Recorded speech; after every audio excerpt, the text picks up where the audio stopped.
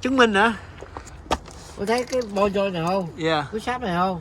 Yeah. Nó bị cái nhông của cái nguyên cái láp đó qua bển thấy không? Yeah. Con có cái sáp bên kia coi nó hít vô không? Làm cái chốt đó, nó xúc ra phải không? Bên kia này, thấy không? Ở đây nó không có cái gap ra. mà ở đây nó dày quá. Nó dài ra thì cái chốt vụ cái này nó có cái gì là lóc lại á. Ồ, cái lỗ lóc nó rớt ra hả? Không biết nó lóc ra hay nó bẹ gãi mình không biết đâu. Nghĩa là có problem có thể bên đây hả? Rồi nó quăng qua cái thắng luôn nè, thắng đây mòn nó ráo nè. Cái xe nó niễn qua một bên nè.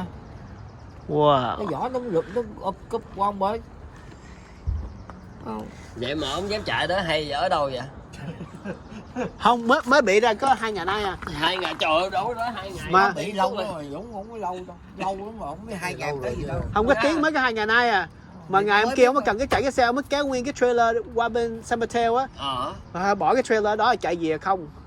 Tại càng khiến kéo cái trailer. Thôi là không có bị cái gì giữa đường Cái chứ. này nó rớt bánh xe luôn á. Mất cái xe ra luôn á. Mất cái Thôi là chốt. không có bị gì á. Thấy không?